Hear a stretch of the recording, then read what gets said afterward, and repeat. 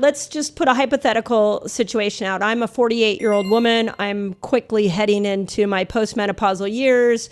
I'm noticing wrinkles showing up. I'm not sure I want to go down the Botox and filler pathway. Is there a protocol or a strategy to slow that process down?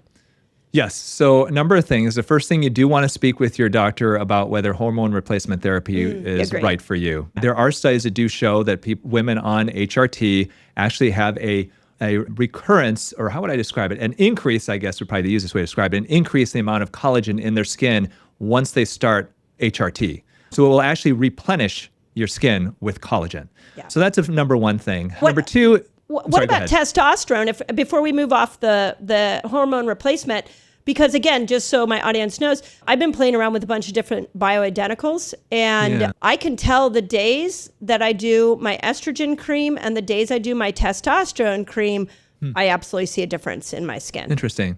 Yeah, I haven't seen any studies that have looked specifically at testosterone. The ones that I've seen has been estradiol. That's been the big thing, is estrogen. Okay. So we do believe that the drop in estrogen in menopause is one of the big contributors to why our skin thins so much. Yeah. Okay. So yeah, I can't comment on it because I haven't seen any studies on it. But yeah, I mean, I'm you're doing an N of one over here. There you go. But I just noticed, because I've been paying close attention to my skin, that those two are the ones. I mean, progesterone helps me sleep, which is amazing, but those two, I see a change in skin.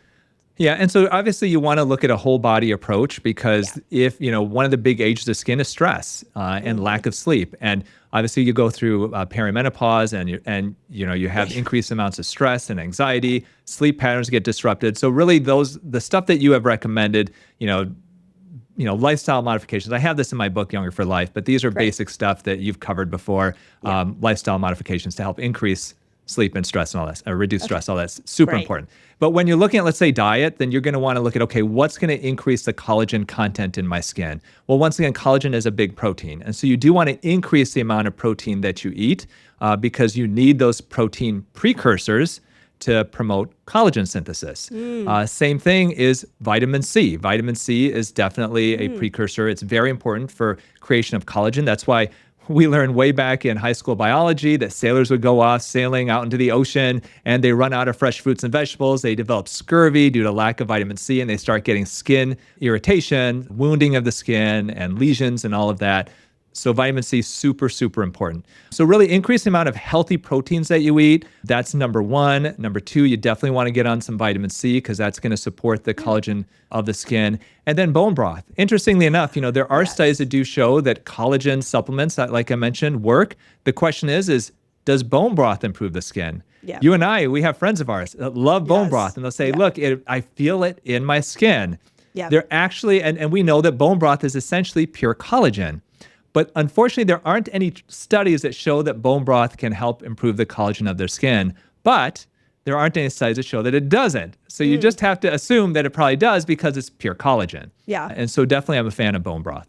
Okay, so I just did something. I love bone broth. I've been, using it on and off for years. And recently, I've fallen in love with it more for a variety of reasons.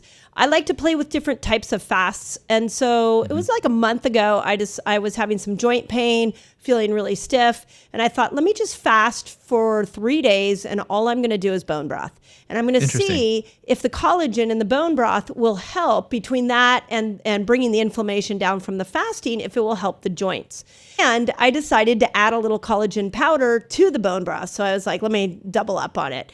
Absolutely, after 3 days, I had so much better mobility in the joints. The pain had gotten away, but the interesting piece that I noticed was my skin, not only did it look more hydrated, but the color of it even changed. Like it was even like a brighter sort of, natural color of my skin. And I really, really became a fan after that.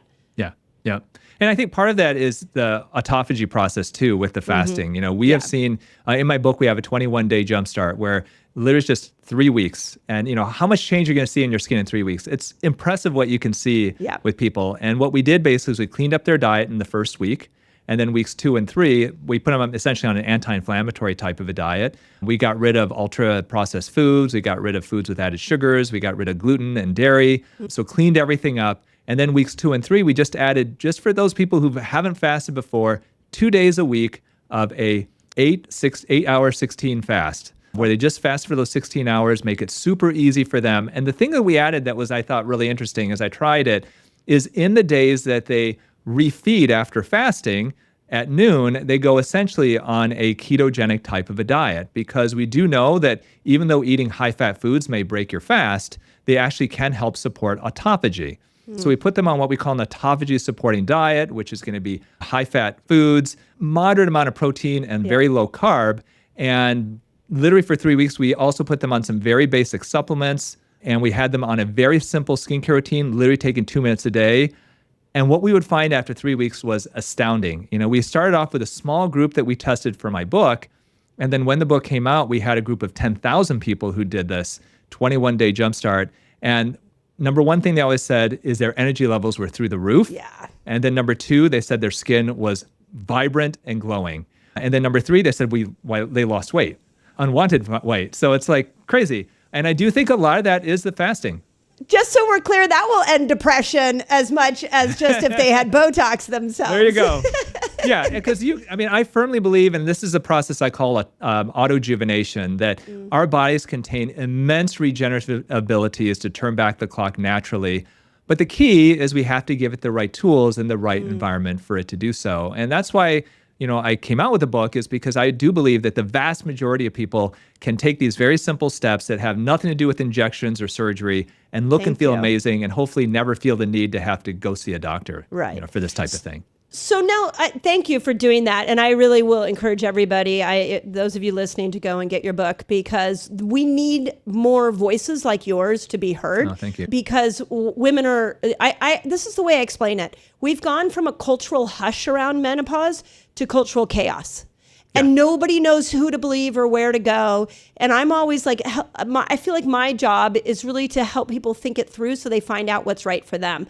And when I hear a book like yours, Younger for Life, and how you approach it, I'm like, yes, this is the skin book, the anti-aging book that I truly have been looking to endorse and to get out there, because we need this approach as opposed to the either you're screwed, good luck, or you got to go down this other route. Well, and what's going on now in plastic surgery is that because menopause, everybody's talking about menopause now. Yeah.